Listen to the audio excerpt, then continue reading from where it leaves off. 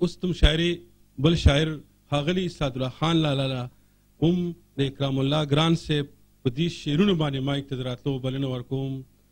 زما د زړه په کور دې ور نه لګي، زما د زړه په کور دې ور نه لګي، چې ستا د دنګې ځوانۍ سر نه لګي.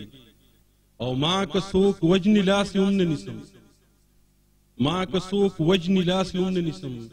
زما په یو حالت کې شر نه لګي، او هاغه دیکان یم که د لوږې مرمه، هاغه دیکان یم که د لوږې مرمه، بغیر د مینې مې بل کر نه لګي.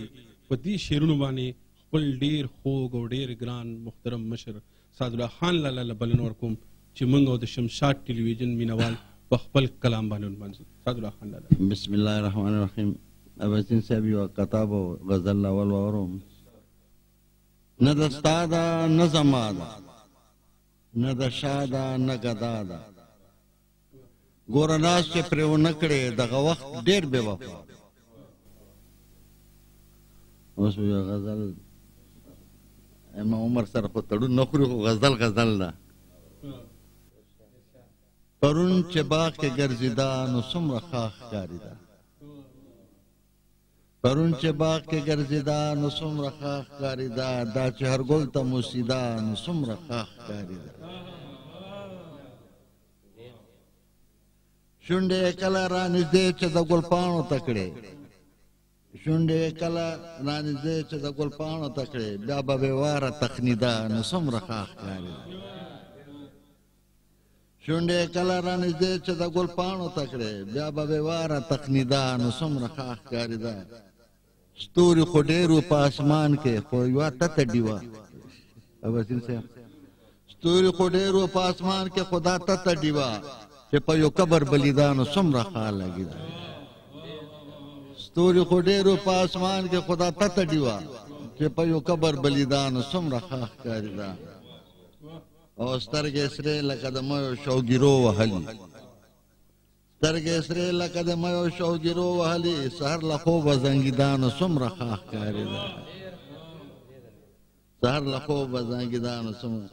پوه یې پرې نه شوم آینې ورته چې څه وویل، پوه یې پرې نه شوم آینې ورته چې څه وویل، دا چې له ځانه شرمېده نو څومره ښه ښکارېده. پوه یې پرې نه شوم آینې ورته چې څه وویل، دا چې له ځانه شرمېده نو څومره ښه ښکارېده.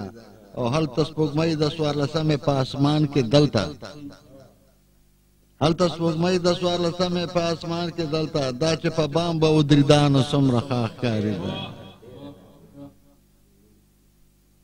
هلته سپوږمۍ د څوارلسمې په اسمان دلته، دا چې په بام به ودرېده نو څومره ښه ښکارېده. اخري شعر ده. څه یې ویلو چې خبره یې په خوله نه راتله، څه یې ویلو چې خبره یې په خوله نه راتله، بس که بې واره رپېده نو څومره ښه ښکارېده. پرون چې باغ کې ګرځېده نو څومره ښه ښکارېده، دا چې هر ګل ته موسېده نو څومره ښه ښکارېده. تا چې سترګې غړولې پټې پټې، میکدې ترې شرمېدلې پټې پټې. خدای خبر ده چې چاته څه لیکلو، خدای خبر ده چې چاته څه لیکلو، خپلې ګوتې ښکلولې پټې پټې. خدای خبر ده چې چاته څه لیکلو، خپلې ګوتې ښکلولې پټې پټې.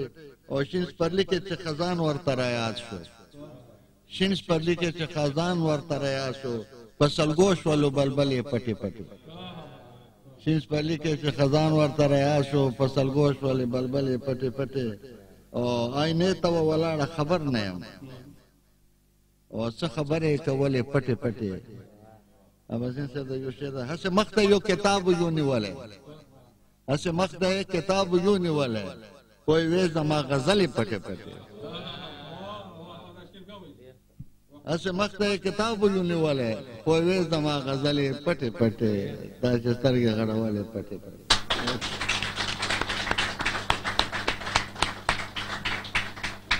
دا ښاغلی سعدالله خان لالا چې ډېر خوندورې غزلې ترې موږ واورېدې، ډېره ښه شاعري موږ ته وکړه. یو جهان مننه د هغوی. اوس د مشاعرې بل شاعر خپل ډېر خوږ او ګران مشر چې په لر او بر کې ټول پښتانه پیژني، موږ ټول پښتانه په هغه ویاړ کوو چې پښتو ژبې او پښتون وطن داسې نازولي خلک داسې اتلان زیږولي دي د لر او بر ټول خلک هغوی پېژني د هغه نوم د هغه پېژنګلو را مزید په دې کې څه ویلو ضرورت نشته. پروفیسر اباسین صاحب له هم د هغه په دې شعرونو باندې مایک ته د راتلو بلنه ورکوم.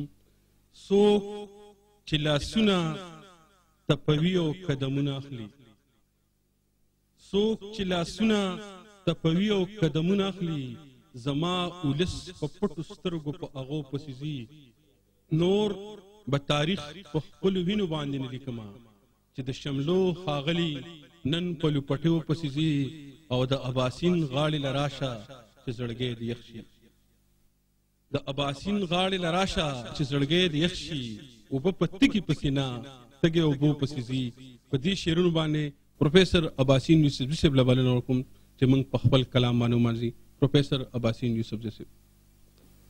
څوک به څه شي په آرام چې بدن سوځي، څوک به څه شي په آرام چې بدن سوځي، د وطن نه لوګی خیږي وطن سوځي. څوک به څه شي په آرام چې بدن سوځي، د وطن نه لوګی خیږي وطن سوځي. او مونږ د خپل دوتر بدبخته زمیدار یو، مونږ د خپل دوتر بدبخته زمیدار یو، د مهنت فصل مو تل په درمن سوځي. مونږ د خپل دوتر مهرباني، مونږ د خپل دوتر بدبخته زمیدار یو، د مهنت فصل مو تل په درمن سوځي. او د چمن وړې وړې تنکۍ غندلې، د چمن وړې وړې تنکۍ غندلې، سبا کله سمسورېږي چې نن سوځي. او مهرباني داسې ښې په تیارو کې لاره وینې، داسې ښې په تیارو کې لاره وینې، اباسینه په رڼا کې د تن سوځي. او بله څلوریزه ده چې په ولس باندې له قدر له غم راشي، چې په ولس باندې له قدر له غم راشي، زما د زړه په دواړو سرو سترګو کې نم راشي. او سړکې یې زه محسوسومه لکه بریښ د اسمان، سړکې یې زه محسوسومه لکه بریښ د اسمان، چې د وطن په نرۍ ملا کې چرته خم راشي.